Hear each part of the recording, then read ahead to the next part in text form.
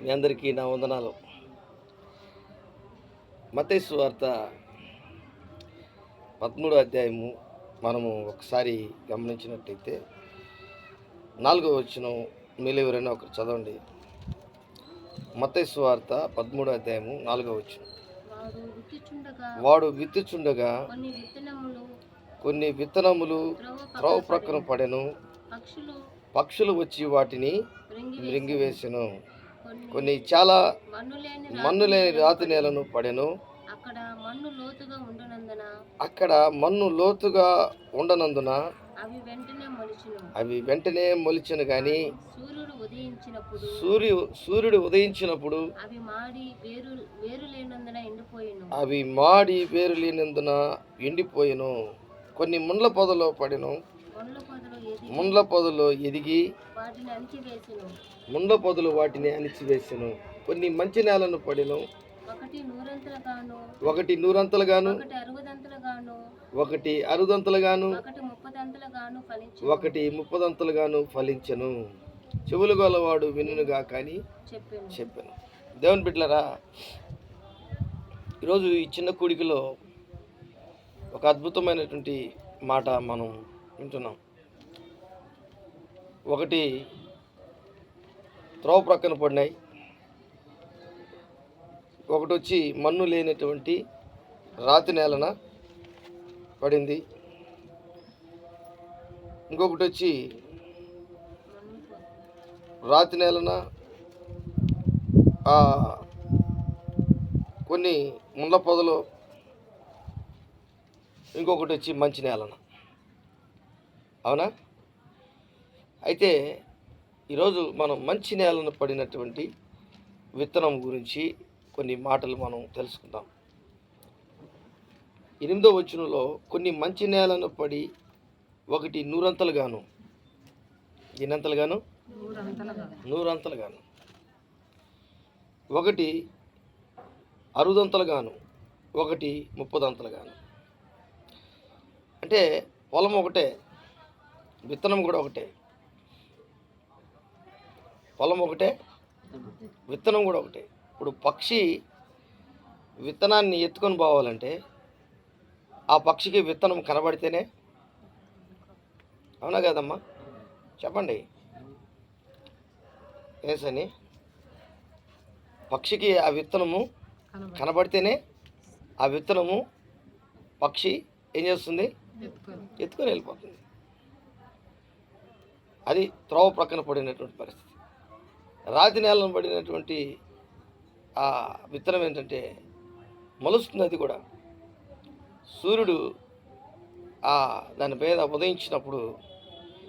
ఉదయించినప్పుడు ఏరు పారనందువలన అవి ఏమవుతుంది? ఎండిపోతుంది. మూడోది వచ్చి ముళ్ళ పొదలో పడ్డం. ముళ్ళ పొదలో పడిన పరిస్థితి ఏంటంటే ఐహిక విచారం. ఎలా బ్రతుకుతాము, ఎలా జీవిస్తాము, ఎలాగా కుటుంబాన్ని నడిపిస్తాము, ఎలాగా కుటుంబంలో నేను నా నడిపింపులో ఎలాగా ఆశీర్వాదాలు వస్తాయి, దీవెనలు వస్తాయి, ఎలాగ నేను ముందుకి నా కుటుంబాన్ని నడిపించుకోగలను అని ఒకవేళ ఐహిక విచారం, ధనమోహం, ఈ లోకంలో ఉన్నటువంటి పరిస్థితులన్నింటినీ బట్టి ఎంతగానో దిగులు పడుతూ ముందుకు వెళ్దాం. అంటే ముళ్ళు అనేది అణిచివేయుట అంటే అది చెట్టు ఎదుగుతుంది, ఆ ముళ్ళు వాటికి గుచ్చుకొని వాటి వలన ఎదుగుదల ఏం చేస్తుంది? ఆగిపోతుంది. కానీ పాపం దేవుని వాక్యం వింటున్నారు, ఎదుగుతున్నారు, కానీ ఆ ప్రదేశం ఏంటంటే ముండ్ల ప్రదేశం. బాగులేదు, అది ఎదిగేదానికి ఆస్కారం లేదు. దాంట్లో ఐహిక విచారం, ధనమోహం, కష్టాలు, అన్ని బాధలు కూడా వాటన్నిటినీ చూసుకుంటున్నప్పుడు ఆత్మీయ ఎదుగుదల ఎంతగానో వారికి అందనందున, పొందుకోలేనందున, వారు ఆత్మీయంగా ఎదగలేనందున వారి జీవితంలో వారు అణిచివేయబడుతున్నారు. చూడండి, కొంతమందికి 100 కోట్లు ఇచ్చినా ఎలా ఉంటుంది మోహం? అలాగే ఉంటుంది. ఎందుకనంటే వారికి పంచపక్ష ప్రమాణాలు పెట్టినా కానీ వారు ఏదో పోగొట్టుకున్నట్టుగా, లవంగాల పడవపోయి మునిగిపోయినట్టుగా. అర్థమైందా? అంటే ఏదో పోగొట్టుకున్నట్టుగానే ఉంటారు వాళ్ళు. బిర్యానీ తింటుంటారు, మంచి మంచి ఆహారం తింటుంటారు, వారి చేతికి ఉంగరాలు ఉంటాయి, వారి మెడలో మంచి దండలు ఉంటాయి, వారికి మంచి బిల్డింగ్ ఉంటుంది, మంచి పిల్లలు ఉంటారు, అన్నీ ఉంటారు. కానీ వారి జీవితంలో ఆశీర్వాదాలు వారికి లేనట్టుగానే జీవిస్తూ ఉంటారు. దాని అర్థం ఏంటంటే ఐహిక విచారం, ధనమోహం, అంటే ఈ లోకంలో ఉన్నటువంటి పరిస్థితులన్నీ. కానీ మంచి నేలను పడినటువంటి ఆ విత్తనము సేద్యగాడు ఏం చేస్తాడంటే ఆ పక్షికి కనబడకుండా, సైతానికి కనబడకుండా ఆ విత్తనాన్ని భూమి మీద ఏం చేస్తారు? మట్టి కప్పుతారు. ఆయనే యోహాను సువార్త 15:1 అంటాడు, నేను నిజమైన నా తండ్రి వ్యవసాయకుడు. ఇప్పుడు ఆయన వ్యవసాయంలో ఉంటే ఖచ్చితంగా నువ్వు అభివృద్ధి చెందుతావు, ఖచ్చితంగా నువ్వు చిగురిస్తావు, ఖచ్చితంగా నువ్వు నీ యొక్క ఒక ట్రీ ఆఫ్ లైఫ్, నీ యొక్క జీవితం చెట్టు వంటి జీవితం ఎదుగుతుంది, పూత పోస్తుంది, కాయలు కూడా వస్తాయి, పండ్లు కూడా వస్తాయి. ఆశీర్వాదము అందులో ఉంటుంది, శాపగ్రస్తం అనేది ఏది అందులో ఉండదు. ప్రకటన గ్రంథము 22 1, 2, 3, 4, 5 వచనాలు చదివితే అక్కడ ఒక అద్భుతమైనటువంటి స్ఫటికం వలె మెరుగునట్టి ఆ నది తీరమున నాటబడిన జీవవృక్షం ఉంటుంది. ఆ జీవవృక్షము ఆకులు ఔషధముగాను, దాని యొక్క పండ్లు ఆహారమునకు వినియోగించబడును. ఇలాగా దేవుని యొక్క ఉన్నతమైనటువంటి స్థితి. యెహెజ్కేలు గ్రంథంలో కూడా అలాగే నదీ తీరమున సకల జాతి వృక్షములుండును, అవి తన ఆకులు వాడిపోవు, రాలిపోవు, తన పండ్లు ఆహారం ఇచ్చుటకు ఆహారమునకును, అవి ఎన్నటికి వాడిపోవు. అంటే 1వ కీర్తన, నీటి కాలువల ఎవరన్నా నాటబడింది, ఆకు వాడక తన కాలం ముందు ఫలమిచ్చు చెట్టు వలె ఉంటావు. ఇవన్నీ కూడా దేవుడు కాపుదలలో ఉన్నటువంటి, దేవుని యొక్క భద్రతలో ఉన్నటువంటి, దేవుని యొక్క ఆ ఉన్నతమైనటువంటి ఆ నీరు నీకు ప్రవహిస్తుంది.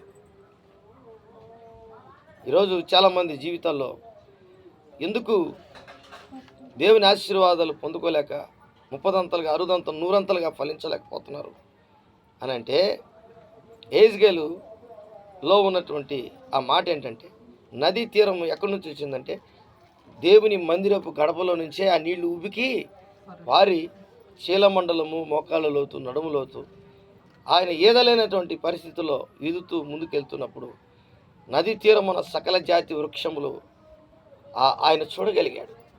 దాని అర్థం ఏంటంటే, ఆత్మీయమైనటువంటి జీవితంలో ఎవరైతే దేవుని వాక్యాన్ని అర్థం చేసుకొని జీవిస్తారో వారి జీవితంలో ఏం జరుగుతుందో తెలుసా? వారికి నీరు తగులుతుంది, వారు ఓడిపోయేదానికి కారణమేమీ ఉండదు. వారి జీవితంలో మిక్కిలి ఆశీర్వాదాలు, పరిపూర్ణమైనటువంటి ఆశీర్వాదాలు, గొప్ప ఆశీర్వాదాలు, దీవెనలన్నీ కూడా ఫలభరితమైనటువంటి జీవితంలో వారు ముందుకు వెళ్తూ ఉంటారు. కారణం ఏంటంటే, అతడు చేయనిదంతయు సఫలమగును అని ఉంది. ఈరోజు మన సంఘంలో ఎందుకు కొన్ని సంఘములు అందరూ వస్తున్నారు, ఆ సంఘములో ఉన్నటువంటి ఆ పొలం అనుకోండి, ఆ పొలములో అందరికీ నీరు అందట్లా, అందుకే కొన్ని చెట్లు 30 ఎదుగుతున్నాయి. అర్థమవుతుందా? సంఘములో ఉన్న చెట్లు లాంటి మనం ఆ పొలం అనబడినటువంటి సంఘములో ఆ వాక్యమైన నీరు ఆ పొలములో కొంతమందికి 30 అభివృద్ధి చెందుటకు అందుతుంది, కొంతమందికి 60 ఆ నీరు. వారికి పొలం ఒకటే, విత్తనం ఒకటే, వాక్యం కూడా ఒకటే. వ్యవసాయం కూడా దేవుని చేతిలోనే ఉంది, పాస్టర్ చేతిలో ఏం లేదు. కానీ ఆ విత్తనము దగ్గరికి ఆ నీరు వచ్చినప్పుడు అది పరిపూర్ణముగా ఆ నీరు ఆ విత్తనము అందుకోలేకపోతుంది, ఫలించలేకపోతుంది. ముళ్ళ పొద వేరే, రాతి నేలను పడినటువంటి విత్తనం వేరే, అయితే త్రోవ ప్రక్కన పడినటువంటి విత్తనం వేరే. మంచి నేలను పడినటువంటి విత్తనముల్లో 3 రకాల మనుషులు, 3 రకాల లాంటి చెట్లు, పొలం ఒకటే. ఈరోజు నీ జీవితంలో కూడా నూరంతలుగా ఫలిస్తున్నావా, అరుదంతలుగా ఫలిస్తున్నావా, లేకపోతే 30 ఫలిస్తున్నావా? కారణం ఏంటంటే నీవు ఆ వాక్యాన్ని, జీవజల ఊటను, యేసుప్రభు అంటాడు ఇర్మియా గ్రంథంలో, యెహోవా దేవుడు అంటాడు, జీవజల ఊట అయిన నన్ను విడిచి మీరు ఓటు తట్లు తయారు చేసుకుని ఉన్నారు. అర్థమవుతుందా? ఆయన జీవజల, నేనే జీవాహారమునై ఉన్నాను. ఇవన్నీ కూడా యేసుక్రీస్తు తండ్రైన దేవుడు మాట్లాడినటువంటి దేవుడు అంటున్నాడు. బండలో నుంచి నీళ్లు రప్పించిన దేవుడు, నీకు అభివృద్ధి కలిగించుటకు, దీవెన కలిగించుటకు, ఆశీర్వాదాలు కలిగించుటకు, ఆయన నిన్ను ప్రేమించి ఆశీర్వదించి గొప్ప చేయుటకు నీ దగ్గరికి ఆయన పరిశుద్ధ నీరుగా నీ దగ్గరికి వస్తాడు. దేవునికి స్తోత్రం. ఆ జీవజల ఊటగా నీకు ఆయన నీ దగ్గరకు వస్తాడు. నువ్వేం చేయాలంటే ఆ నీటిని అందుకొని, దేవా ఇదిగో నీకు లోబడుతున్నాను ప్రభువా, ఇదిగో నేను ఫలింపచేయి నాయన. అలాగా నీ జీవితంలో, అందుకే అంటాడు చూడండి, కొన్ని మంచి నేలను పడి ఒకటి 100 ఒకటి 60 ఒకటి 30 ఫలించను. కొన్ని మంచి నేల అంటే కొన్ని మంచి నేల ఒకటి 100 ఆ మంచి నేలలో నీళ్లు, మంచి నేలలో విత్తనం. అయితే ఒకటి ఏమైపోయిందంటే 100 ఫలిస్తుంది, ఒకటి 60 ఫలిస్తుంది, ఒకటి 30 ఫలిస్తుంది. బాగా గమనించండి. ఒక చెట్టు, ఒలివ చెట్టు అనుకోండి, ఒలివ చెట్టు 600 మీటర్ల లోతుకి వెళ్తుందట. ఏరు 2000 సంవత్సరాలు బ్రతుకుతుంది. నోహో కాలంలో ఆ పావురము తెచ్చినటువంటి చిగురు ఏ చెట్టుదంటే ఒలివ చిగురు. అర్థమవుతుందా? భూమి మీద ఉన్న చెట్లన్నీ చనిపోయినాయి, అవి తిరిగి చిగురించడానికి చాలా కాలం పడుతుంది. కానీ ఒలివ చెట్టు ఆ నీరు తగ్గిపోతూ ఉంటే వెంటనే అది చిగురించడం ప్రారంభించింది. దేవుని బిడ్డలారా, ఈరోజు నీ జీవితంలో, నా జీవితంలో మనం ఎలాగ ఉండాలంటే 128వ కీర్తనలో, నీ భోజనపు బల చుట్టూ ఒలీవ మొక్కల వలె ఉందురు అని ఉంది. చూడండి 128వ కీర్తన. దేవుడు, యెహోవా దేవుడు ఆ మాట ఎందుకు రాయించాడు? 128వ కీర్తనలో 2వ వచనం చూడండి, ఏమంటున్నాడు? నిశ్చయముగా నీవు నీ చేతుల కష్టార్జితమును అనుభవించదువు, నీవు ధన్యుడవు, నీకు మేలు కలుగును. నీలోగిట నీ భార్య ఫలించు ద్రాక్ష వల్లి వలె నుండును, నీ పిల్లలు భోజనపు బల్ల చుట్టూ ఒలీవ మొక్కల వలె ఉందురు. యాపాకు మొక్కల వలె, యాప చెట్టు మొక్కల వలె అనలేదే? మామిడి చెట్టు మొక్కల వలె అనలేదే? చెప్పండి. టెంకాయ చెట్టు మొక్కల వలె అనలేదే? ఎందుకన్నాడు? ఒలీవ చెట్టు అంటే అంత ముఖ్యం. ప్రత్యక్షపు గుడారములో ప్రదీపం ఉంటుంది. ఆ ప్రదీపంలో అచ్చము దంచినటువంటి ఒలీవ నూనె తీసి దాంట్లో పోసి, అందులో ఆ ప్రదీపము వెలిగినప్పుడు ప్రార్థన స్టార్ట్ చేస్తారు. ఆ రోజు యాజకులు తెల్లవారు వరకు ఆ ప్రార్థన జరుగుతూనే ఉంటుంది. వంతుల ప్రకారం చేస్తారు.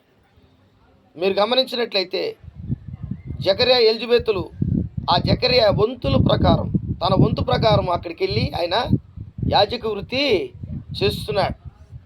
నా ప్రియ దేవుని బిడ్డలారా, సమూయేలు అలాంటి వాడే,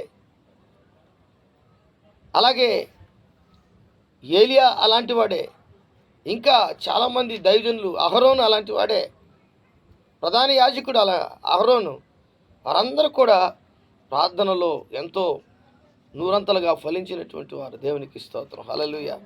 కాబట్టి ఈరోజు చూడండి 18, 19 వచనం చూడండి. మత్తయి సువార్త 13వ అధ్యాయము 18వ వచనం, 19వ వచనం. విత్తువాని గురించిన ఉపమాన భావం వినుడి. ఎవడైనను రాజ్యమును గురించిన వాక్యం వినియు గ్రహింపక ఉండగా దుష్టుడు వచ్చి వాని హృదయములో విత్తబడిన దానిని ఆ త్రోవ పక్కన విత్తబడిన వాడు వీడే. ఆ రాతి నేలను విత్తబడిన వాడు వాక్యము విని రాతి నేలను విత్తబడిన వాడు వాక్యం విని వెంటనే సంతోషముతో దాన్ని అంగీకరించేవాడు. అయితే అతనిలో వేరు లేనందున అతడు కొంతకాలము నిలుచును గాని వాక్యము నిమిత్తము శ్రమైనను హింసైనను కలగగానే అభ్యంతర పడతాడు. చాలా మంది ఈరోజు వస్తారు, యేసు ప్రభు నాకు మేలు చేస్తాడని చెప్పి సాక్ష్యాలు కూడా చెప్పేస్తారు. కానీ కొంతకాలంకి వాళ్ళు అక్కడ కనుమరుగైపోయి అసలు కనపడరు. కొంతమంది ముందు బెంచ్లో కూర్చుంటారు చర్చిలో, వారికి కొంచెం కష్టం కానీ ఇంకొక వెనక బెంచ్లోకి వెళ్ళిపోతారు. ఇంకొక కొంచెం కష్టం రాగానే లాస్ట్ బెంచ్లోకి వెళ్ళిపోతారు. ఆఖరి బెంచ్లోకి వెళ్ళిపోయి ఆఖరికి లాస్ట్ బెంచ్లో నుంచి కూడా కొద్ది రోజులకి కనుమరుగైపోతారు. ఎందుకంటే వాళ్ళకి ఐహిక విచారము, కష్టము, బాధలు, ఇరుకులు అన్నీ వచ్చేసాయి కాబట్టి. తర్వాత చూడండి, అయితే అతనిలో వేరు లేనందున అతడు కొంతకాలము నిలుచును గాని వాక్యము నిమిత్తము శ్రమమైనను హింసైనను కలుగగానే అభ్యంతరపడును.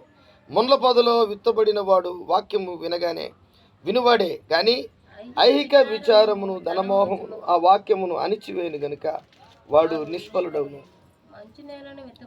మంచి నేలను విత్తబడిన వాడు వాక్యం విని గ్రహించువాడు. అట్టివారు సఫలులై ఒకడు నూరంతలుగాను ఒకడు అరవదంతలుగాను ఒకడు ముప్పదంతలుగాను. అదే ఈరోజు ఇప్పుడు మనం ఏ బ్యాచ్లో ఉన్నాం? 30 బ్యాచ్లో ఉన్నామా? చెప్పండి. ఏ రక్షణ ఏనాయనా చెప్పనైనా, నువ్వు చెప్పనైనా 30 బ్యాచ్లో ఉన్నామా? 60 బ్యాచ్లో ఉన్నామా? 60 ఎదిగే బ్యాచ్లో ఉన్నామా? 30 ఎదిగే వాళ్ళ బ్యాచ్లో ఉన్నామా? గుంపులో ఉన్నామా?